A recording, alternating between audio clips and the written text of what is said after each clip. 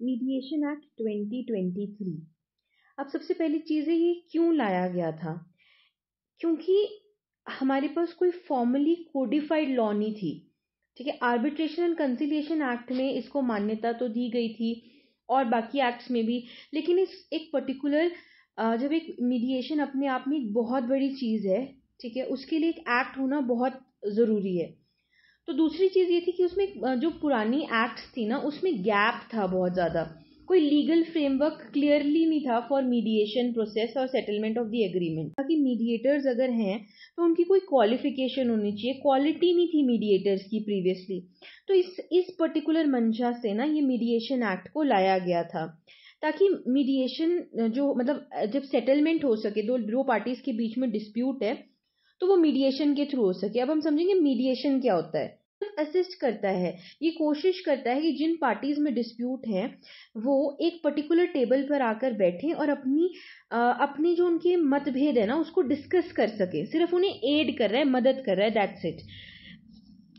तो अब जो एक्ट लाई गई इसमें कुछ इंपॉर्टेंट चीजें थी जिसको रिकॉग्नाइज किया गया, जैसे कि pre litigation mediation, online mediation, जो कि बेसिकली कोविड के टाइम पे बहुत ज़्यादा एक्टिव था। इस वजह से इसको 2023 के एक्ट में मान्यता दी गई कि हाँ, मीडिएशन के लिए हमें कोई स्पेसिफिक जगह की ज़रूरत नहीं है, मीडिएशन ऑनलाइन भी की जा सकती है। कम्युनिटी मीडिएशन को लाया गया, इसके बारे में आगे पढ़ेंगे। मेन उसमें सबसे इंपॉर्टेंट चीज़ जो लाई गई वो थी कॉन्फिडेंशियलिटी, यानी कि जो भी मीडिएशन की प्रोसीडिंग्स में हो रहा है, दो पार्टीज हैं, ठीक है। एग्जाम्पल के तौर पे दो कंपनीज के बीच में डिस्प्यूट है। अब कंपनीज के मैटर में ऑब्वियसली उनकी बहुत सारी चीज़ होती है जो डिस्क्लोज नहीं की जा सकती हैं, तो इसकी कॉन्फिडेंशियलिटी इंश्योर करता है मीडिएशन एक्ट। दूसरी चीज़ है कि इसने कुछ गाइडलाइंस प्रोवाइड करके दी कि जब हमें मीडिएटर को अपॉइंट करना है तो उसकी क्या क्वालिफिकेशन होनी चाहिए, ठीक है। और अगर मीडिएटर को अपॉइंट किया जा रहा है तो किन कंडीशंस में उस मीडिएटर को अपॉइंट किया जा सकता है, क्या मीडिएटर को रिप्लेस किया जा सकता है या नहीं। तो इन सब का सवाल इस पर्टिकुलर एक्ट में हमें मिलता है। इसमें प्रोविजंस हैं, जैसे कि कुछ बताते हैं कि किन किन चीज़ों पर ये लागू होता है, वो भी हम आगे पढ़ेंगे। एक सेट टाइम ड्यूरेशन दी गई है कि इतने ड्यूरेशन के अंदर अंदर मीडिएशन करो कंप्लीट। इनिशियली जो मीडिएशन का टाइम ड्यूरेशन था वो 3 महीने था और वो एक्सटेंड हो सकता था फर्दर 2 महीने के लिए, यानी कि 5 महीने तक का ड्यूरेशन था मीडिएशन के लिए। लेकिन अभी इस चीज़ को कन्फाइन कर दिया गया, 120 डेज के अंदर अंदर मीडिएशन करो, और अगर नहीं हो रही है तो टर्मिनेशन ऑफ प्रोसीडिंग्स मान लिया जाएगा उस चीज़ को, मतलब वो मीडिएशन हो नहीं सकती है। उसके आगे फर्दर एक्सटेंशन भी है 60 डेज की, जो हम अभी आगे पढ़ेंगे। इसके अलावा एक बहुत इंपॉर्टेंट चीज़ इसमें स्टैब्लिश की गई जिसे बोलते हैं मीडिएशन काउंसिल ऑफ इंडिया, ठीक है। अब ये एक रेगुलेटरी फ्रेमवर्क है, ये ध्यान रखेगा कि मीडिएटर्स की क्वालिटी होनी चाहिए। मीडिएटर्स जो हैं वो मीडिएशन सर्विस प्रोवाइडर से मिल रहे हैं। ये जो टर्म्स है मैं यूज़ कर रही हूँ, ये सारी टर्म्स हम अगेन अपनी सारे सेक्शंस में पढ़ेंगे फर्दर। इसके अलावा बस इसका एक सबसे बड़ा ड्रॉबैक ये था कि इसमें एक चीज़ को कन्फाइन किया गया कि मीडिएशन एक्ट के अंदर वही मीडिएशन को मान्यता दी जाएगी जो कि विद इन इंडिया की जा रही हैं, ठीक है। संधिकरण जो हो रहा है ना वो विद इन इंडिया ही हो रहा है, ठीक है। दो पार्टीज जो डिस्प्यूट में हैं उन्हें एक साथ लाकर उनकी सेटलमेंट ऑफ डिस्प्यूट करना। और इसी के साथ साथ कुछ अमेंडमेंट्स भी की गई, ठीक है, जैसे कि इंडियन कॉन्ट्रैक्ट एक्ट के सेक्शन 28 में इस एक्ट की मतलब पैरेलली ये वो वाली इंडियन कॉन्ट्रैक्ट एक्ट चले, तो उसमें कुछ अमेंडमेंट लाई गई ताकि मीडिएशन के प्रोविजंस एप्लीकेबल हो सके। अब मीडिएशन के अंदर, मीडिएशन वर्ड जो बोल रहे हैं, इस पर्टिकुलर मीडिएशन के अंदर कुछ इंक्लूसिव किया गया डेफिनेशन में अपने आप कि प्री लिटिगेशन मीडिएशन, यानी कि कोर्ट जाने से पहले ही कोई आपने लिटिगेशन दायर करना, उससे पहले ही आप क्या कर रहे हैं, प्री लिटिगेशन मीडिएशन कर रहे हैं, या फिर ऑनलाइन मीडिएशन कर रहे हैं, कम्युनिटी मीडिएशन कर रहे हैं, कोई कॉन्सिलिएशन कर रहे हैं, उसको मीडिएशन की डेफिनेशन के अंदर ही इन्होंने लेकर आया। हम स्टार्ट करेंगे विद दी सेक्शन 2 जो बोलता है एप्लीकेशन के बारे में, यानी कि मीडिएशन किन किन जगह पर लागू होती है। तो पहले ये कह रहा है वही मीडिएशन जो कि इंडिया के अंदर जिसमें मीडिएशन की जा रही है, वही मीडिएशन जो है मीडिएशन एक्ट के अंतर्गत उसको मान्यता दी जाएगी। या फिर दोनों पार्टीज जो हैं इंडिया में ही रिजाइड करते हैं या फिर इनकॉर्पोरेटेड इन इंडिया, का मतलब है उनकी जो कंपनीज हैं वो भी with in India he registered हैं, या फिर उनके पास पहले से ही एक मीडिएशन एग्रीमेंट है जिसमें जैसे कोई क्लॉज लिखा हुआ है कि इन accordings to, that means dispute shall be resolve in accordings to the mediation act. मतलब हमने क्या किया, पहले हमने सेल्स परचेज का एक एग्रीमेंट बना लिया दोनों पार्टीज ने, और अपने अपने एग्रीमेंट में हमने लिख दिया कि इन केस हमारे फ्यूचर में कोई डिस्प्यूट अगर होती है तो हम जो है मीडिएशन एक्ट 2023 के हिसाब से अपनी डिस्प्यूट को सेटल करेंगे, तो उन पर भी मीडिएशन एक्ट लागू होती है।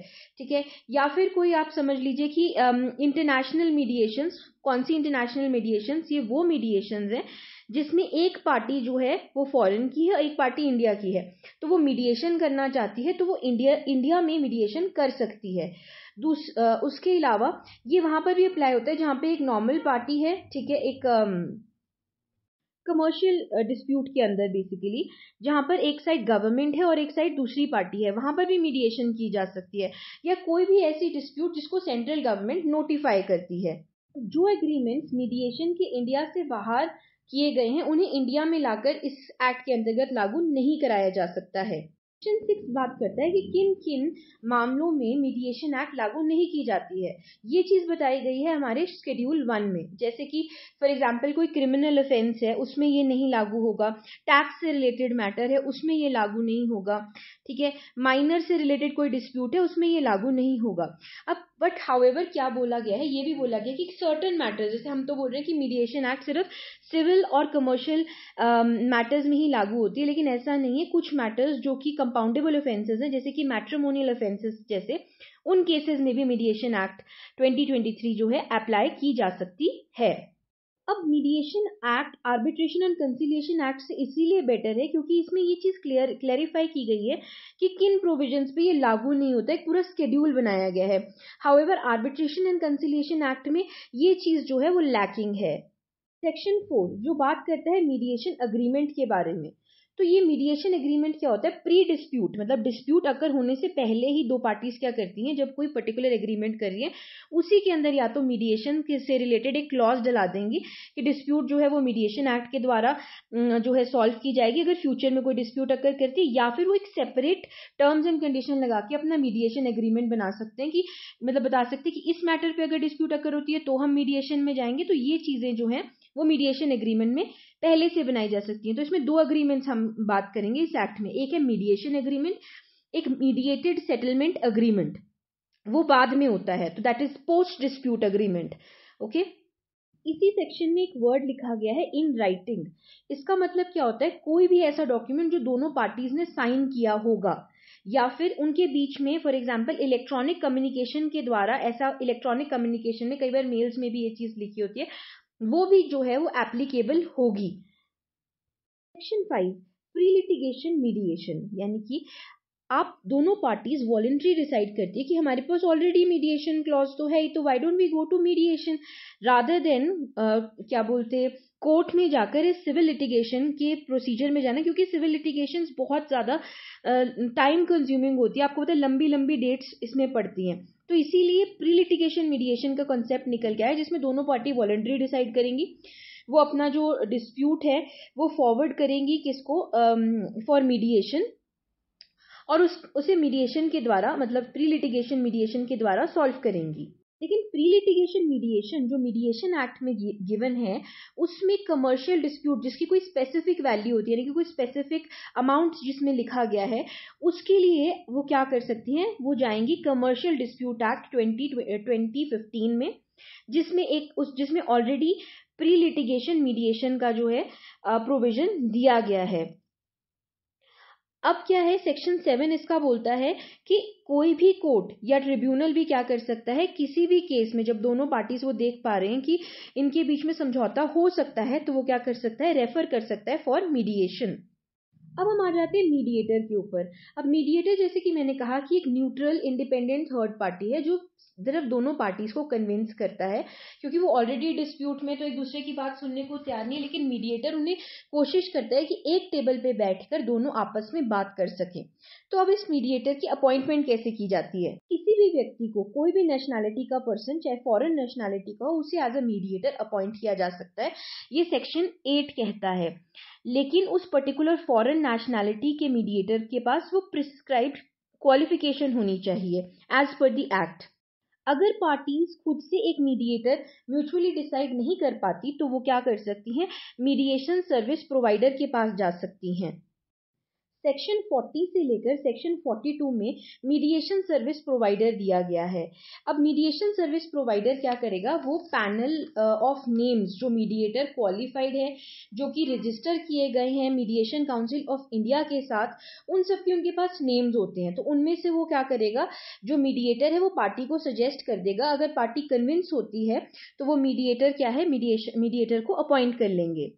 Mediation service provider with in 7 days जो उन्होंने एप्लीकेशन करी है कि हमें एक मीडिएटर चाहिए, तो वो उन्हें वो मीडिएटर प्रोवाइड करता है। अगर पार्टी अग्री करती है तो वेल एंड गुड, अगर पार्टीज अग्री नहीं करती हैं, वो एक एग्रीमेंट पे नहीं पहुंच रही, तो जो पैनल ऑफ नेम्स उसके पास है, जितने उसके पास मीडिएटर्स हैं, उनमें से वो पार्टी को सजेस्ट करेगा और पार्टी क्या है, उनमें से किसी एक मीडिएटर को अपॉइंट कर सकती है।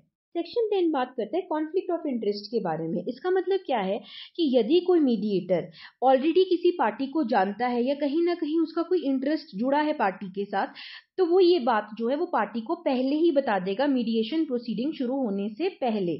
इसे कॉन्फ्लिक्ट ऑफ इंटरेस्ट कहा जाता है। एग्जाम्पल के तौर पे कि मैंने किसी पर्टिकुलर एजेंसी के अंडर ट्रेनिंग करी है, अब उसी एजेंसी का जो मालिक है उसकी डिस्प्यूट लेकर वो मेरे पास आ गया, दैट मीन्स मेरा उसके साथ कुछ इंटरेस्ट जुड़ा हुआ है। ये चीज जो उसके ओपोनेंट है उसको बताना जो है मीडिएटर के थ्रू अनिवार्य है।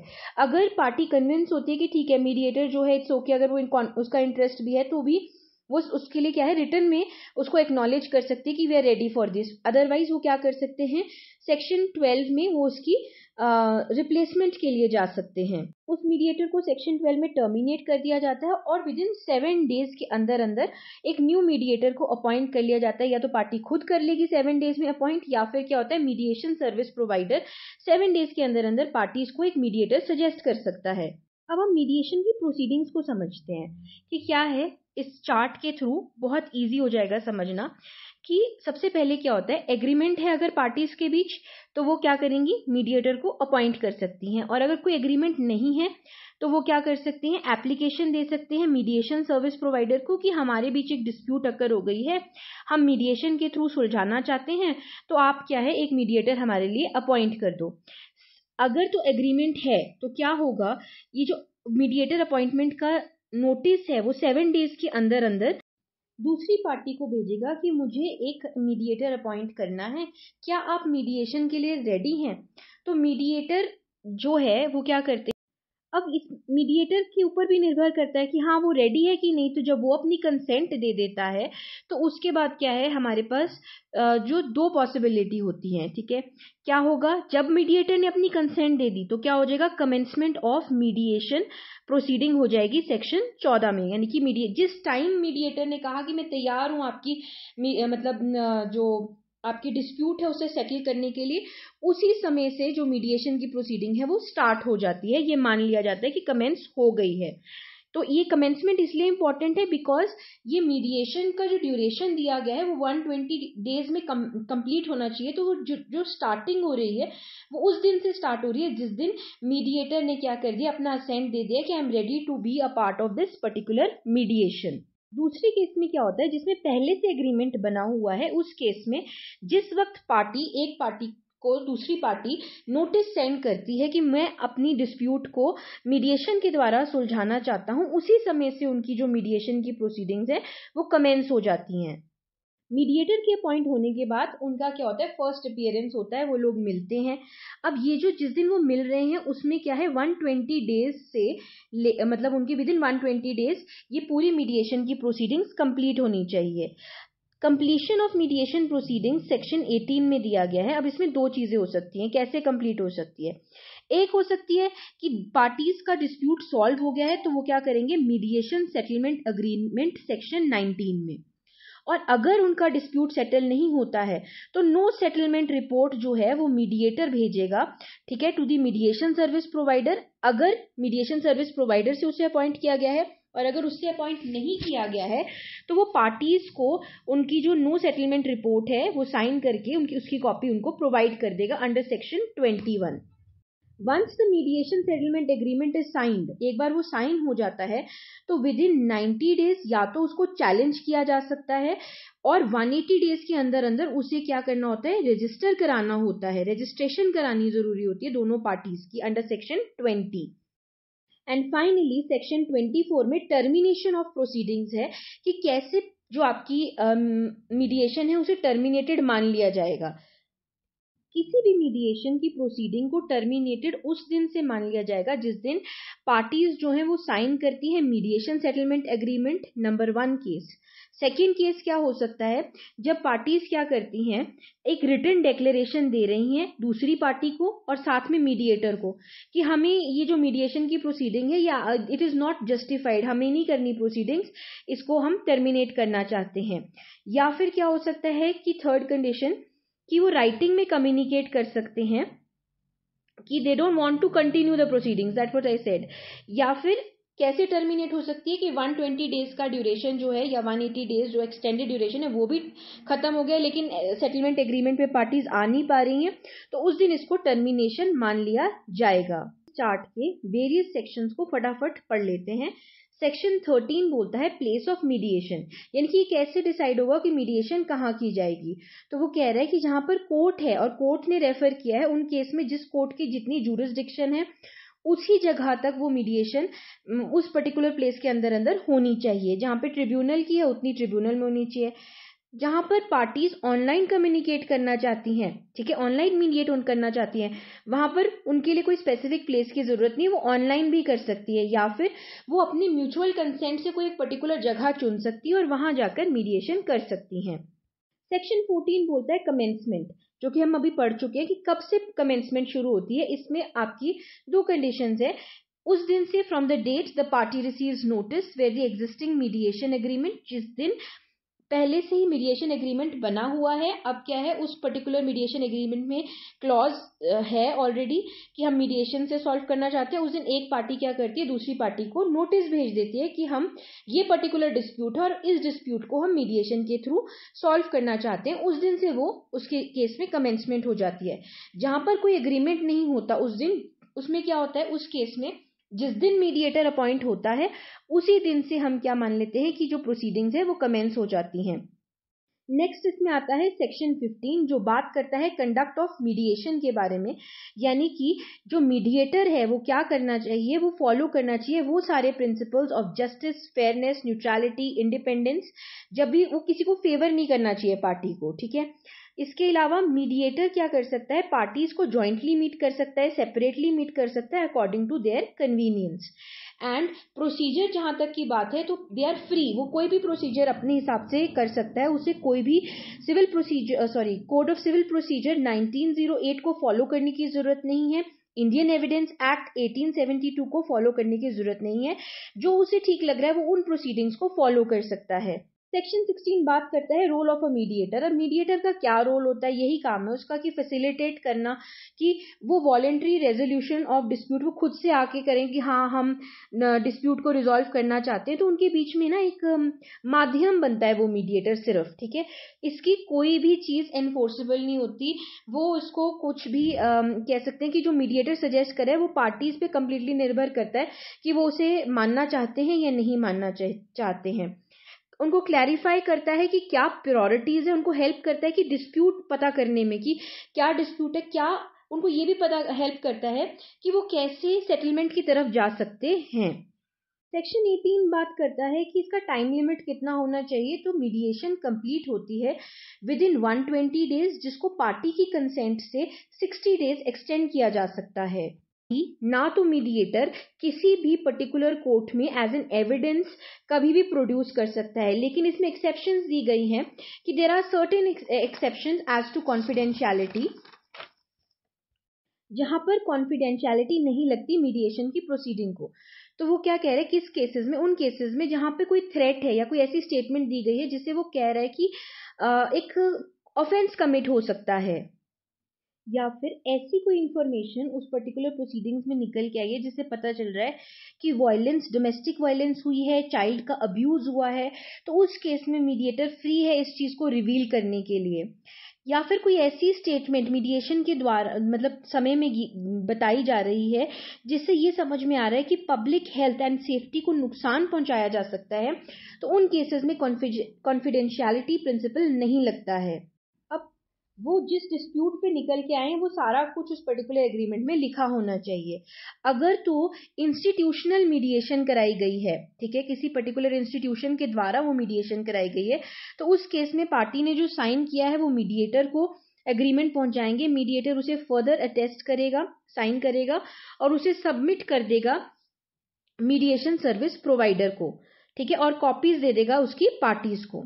इन केस पार्टीज ने कोई इंस्टीट्यूशनल मीडिएशन नहीं लिए, किसी मीडिएशन सर्विस प्रोवाइडर से ये मीडिएटर नहीं लिया और खुद अपने आप मीडिएटर अपॉइंट किया, तो उस केस में क्या होगा, जिसपे वो कंक्लूजन पे निकले हैं मीडिएशन सेटलमेंट एग्रीमेंट पे, वो उसे सबमिट करेंगे टू द मीडिएटर और मीडिएटर क्या करेगा, उसे साइन करेगा और उनकी ईच कॉपी जो है वो उनको प्रोवाइड कर देगा दोनों पार्टीज को।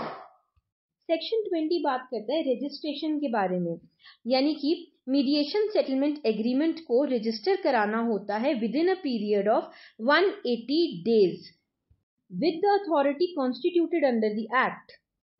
सेक्शन 21 बात करता है नॉन सेटलमेंट रिपोर्ट, यानी कि जब पार्टीज ड्यूरेशन भी क्रॉस हो गया और जो मीडिएटर है वो कह रहा है कि अब पार्टीज तो कंक्लूजन पे आई नहीं रही, इनकी डिस्प्यूट को सॉल्व किया ही नहीं जा सकता है, तो उस पर्टिकुलर केस में क्या होता है, मीडिएटर एक नॉन सेटलमेंट रिपोर्ट बनाता है। अगर इंस्टीट्यूशनल मीडिएशन हुई है, यानी कि सर्विस प्रोवाइडर से, मीडिएशन सर्विस प्रोवाइडर से वो मीडिएशन चल रही थी, तो उस केस में वो नॉन सेटलमेंट रिपोर्ट जो है मीडिएशन सर्विस प्रोवाइडर को दे देता है। और अगर पार्टीज ने खुद मीडिएटर अपॉइंट किया है तो वो मीडिएटर क्या करेगा, उसे ऑथेंटिकेट करेगा रिपोर्ट को नॉन सेटलमेंट की, और वो नॉन सेटलमेंट रिपोर्ट जो है दोनों पार्टीज को उसकी कॉपी प्रोवाइड कर देगा। सेक्शन 27 ये बोलता है कि जो मीडिएशन सेटलमेंट एग्रीमेंट है, अब हम आ जाते हैं, इन्फोर्स कराया जा सकता है जो 19 और 20 में गिवन है। 19 और जजमेंट के लिए ये बताया गया है कि कोर्ट ने क्या रिक्वायरमेंट्स होती है सिविल कोर्ट में जाकर कोड ऑफ सिविल प्रोसीजर के अंतर्गत दोनों पार्टीज एनफोर्स कराया जा सकता है। दोनों पार्टीज एक पर्टिकुलर कंक्लूजन पे निकलनी चाहिए, ठीक है।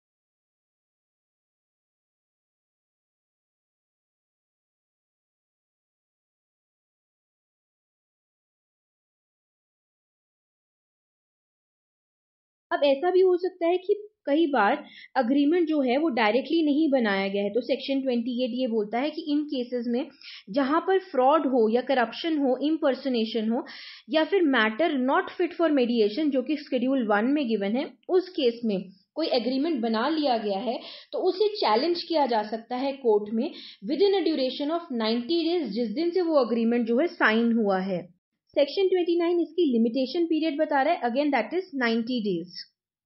सेक्शन 30 बात करता है ऑनलाइन मीडिएशन के बारे में। ये कह रहा है कि वो मीडिएशन इनक्रिप्टेड फॉर्म में भी की जा सकती है, चाहे वो इलेक्ट्रॉनिक मेल सर्विस हो, सिक्योर चैट रूम्स हो, कॉन्फ्रेंसिंग बाय वीडियो और ऑडियो मोड हो, इसके द्वारा भी ऑनलाइन मीडिएशन की जा सकती है। ओनली कंडीशन इज कि ऑनलाइन मीडिएशन में कॉन्फिडेंशियलिटी जो है वो मेंटेन रखनी अनिवार्य है। सेक्शन 31 से लेकर 39 में एक रेगुलेटरी अथॉरिटी एस्टैब्लिश की गई है इस एक्ट के अंदर, जिसे नाम दिया गया है mediation council of India. Section 31 बात करता है कि सेंट्रल गवर्नमेंट जो है वो एस्टैब्लिश करेगी एक काउंसिल जिसका नाम होगा मीडिएशन काउंसिल ऑफ इंडिया, ताकि वो सारे ड्यूटीज और फंक्शन परफॉर्म कर सके जो इस एक्ट में दी गई हैं। अब ये जो काउंसिल है ये एक बॉडी कॉर्पोरेट होगी, यानी कि इसके पास क्या आ जाएगा, परपेचुअल सक्सेशन आ जाएगा, capacity of being sue and sued आ जाएगा, होल्डिंग और डिस्पोजिंग ऑफ एनी मूवेबल और इनमूवेबल प्रॉपर्टी इस पर्टिकुलर बॉडी के पास होगा। इसका हेड ऑफिस होगा दिल्ली में और इसकी अगर ये चाहें तो इसके ऑफिसेस को थ्रू आउट इंडिया अलग अलग जगह पे एस्टैब्लिश कराया जा सकता है। इसके अलावा अब्रॉड में भी इसे एस्टैब्लिश कराया जा सकता है। सेक्शन 32 बात करता है कॉम्पोजिशन के बारे में ऑफ द काउंसिल। तो कॉम्पोजिशन यानी कि कौन कौन मेंबर्स होंगे इस काउंसिल में। ये बोलता है कि person of ability, integrity, standing, having adequate knowledge, professional experience, मतलब जिसके पास मीडिएशन से रिलेटेड एक्सपीरियंस होगा उसे सेंट्रल गवर्नमेंट क्या है अपॉइंट करेगी एज अ चेयरपर्सन। इसके अलावा एक और मेंबर को सेंट्रल गवर्नमेंट अपॉइंट करेगी जिसके पास नॉलेज एंड एक्सपीरियंस होगा in law relating to mediation, alternative dispute mechanism. इसके अलावा एक और मेंबर अपॉइंट किया जाएगा, an eminent person having experience in research and teaching field of mediation and alternative dispute resolution law. इसके अलावा secretary to the government of India in the department of legal affairs, ministry of law and justice और his representative not below the rank of joint secretary, वो होंगे ex officio member. Secretary to the government of India in the department of expenditure, ministry of finance और representative not below the rank of joint secretary, वो होंगे इसके एक और ex officio member. Chief executive officer, member secretary, ex officio officer, ये सारे के सारे। और एक साथ में इसमें इंपॉर्टेंट है पार्ट टाइम मेंबर भी होंगे इसमें, जो कि रिप्रेजेंटेटिव होंगे from the commerce industry in background से। ये सारे के सारे मेंबर्स कॉन्स्टिट्यूट किए गए हैं under section 32 composition of mediation council of India. इसके अलावा इसमें ड्यूरेशन दिया गया है, please have a look.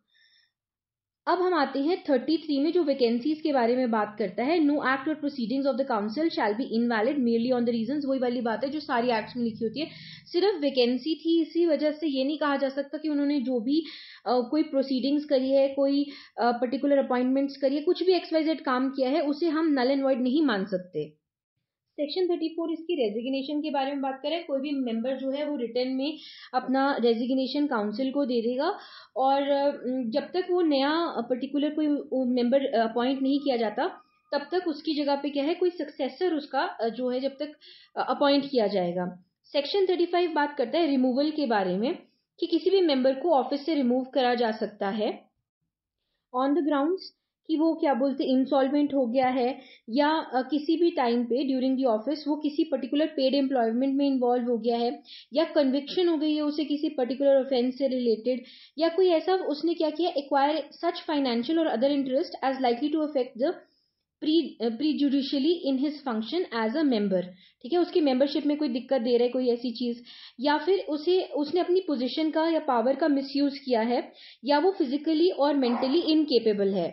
Section 36 जिस काउंसिल को मीडिएशन काउंसिल ऑफ इंडिया को एक अथॉरिटी देता है कि वो चाहे तो वो एज मेनी एक्सपर्ट्स को हायर कर सकती है और एक कमेटी की कॉन्स्टिट्यूशन कर सकती है।